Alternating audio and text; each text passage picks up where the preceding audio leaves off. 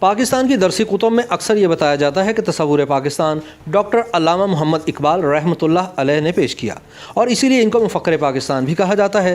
تاہم اس عام تصور کے برعکس تاریخ یہ بتاتی ہے کہ اقبال کے خطبہ الہ آباد سے 6 برس پہلے کانگریس کے صدر لالا لاجپت رائے پاکستان کا تصور دے چکے تھے۔ خود اقبال کے صاحبزادے جسٹس ریٹائرڈ جاوید اقبال مرحوم بھی اپنی کتاب زندہ رود میں یہ لکھ گئے ہیں کہ اقبال کو متحدہ ہندوستان میں الگ مسلم ریاست یعنی پاکستان کے تصور کا خالق سمجھنا دراصل تاریخ کو مسخ کرنے کے مترادف ہے۔ علامہ اقبال رحمۃ اللہ علیہ نے 29 دسمبر سن 1930 کو الہ آباد میں آل انڈیا مسلم لیگ کے سالانہ اجلاس میں جو خطبہ دیا تھا اس کے بارے میں کہا جاتا ہے کہ سب سے پہلے پاکستان کا تصور اس میں دیا گیا تھا۔ علامہ تب آل انڈیا مسلم لیگ کے صدر تھے۔ اس خطبے میں علامہ نے کہا تھا کہ مسلمانوں کا یہ مطالبہ قطعاً منصفانہ ہوگا کہ ہندوستان کے اندر ایک مسلم انڈیا قائم کیا جائے۔ میں یہ دیکھنا پسند کروں گا کہ پنجاب، صوبہ سرحد، سندھ اور بلوچستان کو ایک ریاست میں ضم کر دیا جائے۔ علامہ اقبال کے اس خطبے میں ہندوستان کے مسلمانوں کے لیے کسی آزاد اور خود مختار اسلامی مملکت کا تصور نہیں پیش کیا گیا تھا، بلکہ ایک ڈھیلے ڈالے وفاق کے اندر ایک مسلم ریاست کا تصور دیا گیا تھا۔ اس میں آسام کے مسلم اکثریتی علاقوں، بنگال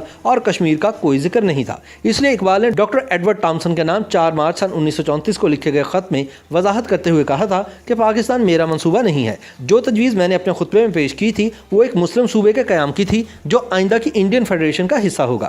تاہم دستاویزات اور کتابوں میں محفوظ تاریخ یہ بتاتی ہے کہ اقبال کے خطبہ الہ آباد سے 6 برس پہلے کانگریس کے تب کے صدر لالا لاجپت رائے خود پاکستان کا تصور دے چکے تھے۔ لالا لاجپت رائے نے سن 1924 میں لاہور کے ایک اخبار ٹریبیون میں ایک مضمون لکھا تھا جس میں پہلی مرتبہ برصغیر کی فرقہ وارانہ بنیادوں پر تقسیم کا منصوبہ پیش کیا گیا تھا۔ اس منصوبے کے مطابق مسلمانوں کی 4 ریاستیں ہوں گی: صوبہ سرحد، مغربی پنجاب، سندھ اور مشرقی بنگال۔ انہوں نے لکھا کہ اگر ہندوستان کے کسی اور علاقے میں مسلمانوں کی اتنی تعداد یکجا ہو کر ان کا صوبہ بن سکے تو ان کی بھی اسی طرح تشکیل ہونی چاہیے، لیکن یہ بات اچھی طرح سمجھ لینی چاہیے کہ یہ متحدہ ہندوستان نہیں ہوگا۔ انہوں نے لکھا کہ اس کا مطلب یہ ہے کہ ہندوستان واضح طور پر مسلم انڈیا اور غیر مسلم انڈیا میں تقسیم ہوگا، لیکن لالا لاجپت رائے کے منصوبے میں بلوچستان کا ذکر نہیں تھا۔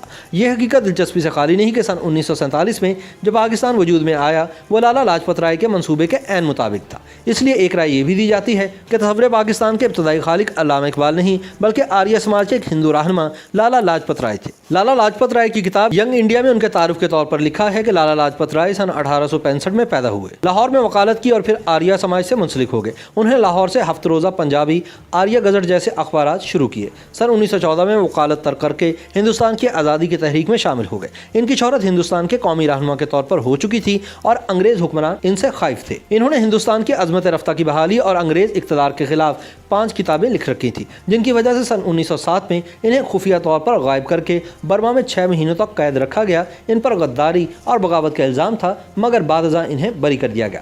پہلی جنگ عظیم کے دوران لالا امریکہ چلے گئے جہاں انہوں نے ہندوستان کی آزادی کے لیے 32 صفحات پر مشتمل ایک دستاویز تیار کی جسے امریکی سینٹ میں بحث کے لیے منظور کر لیا گیا۔ سن 1919 میں لالا لاجپت رائے واپس انڈیا آئے۔ 1920 میں انہیں کلکتہ میں انڈین نیشنل کانگریس کا صدر منتخب کر لیا گیا۔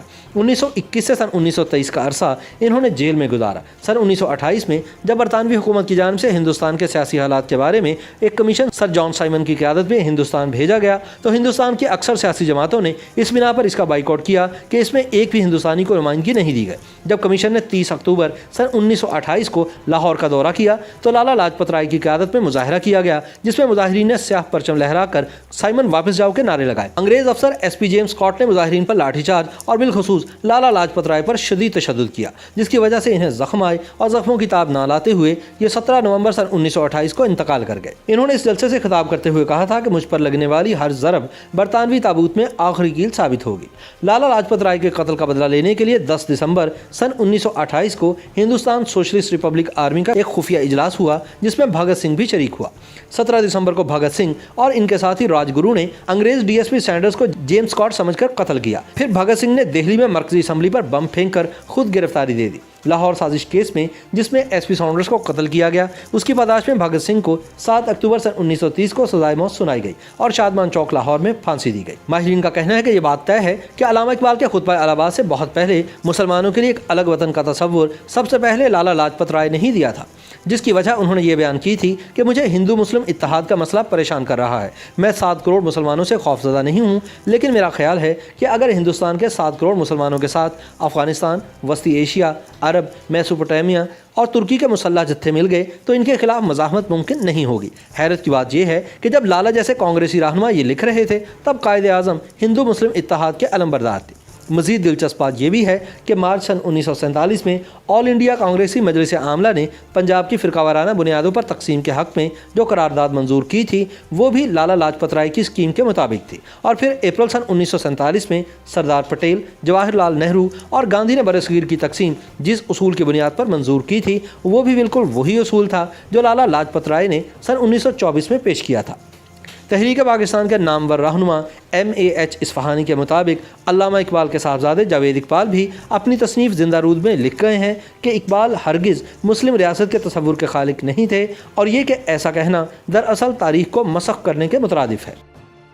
YouTube پر گوگلی نیوز دیکھنے کے لیے youtube.com کی سرچ بار میں googly news T V type کریں۔ گوگلی نیوز کے پیج پر سرخ رنگ کے سبسکرپشن والے بٹن پر کلک کرنا نہ بھولیے۔ YouTube پیج پر اپلوڈ ہونے والی ویڈیوز سے باخبر رہنے کے لیے بیل آئیکن پر کلک کیجیے۔ آپ کو ہر نئی ویڈیو کے بارے میں نوٹیفیکیشن موصول ہو جائے گا۔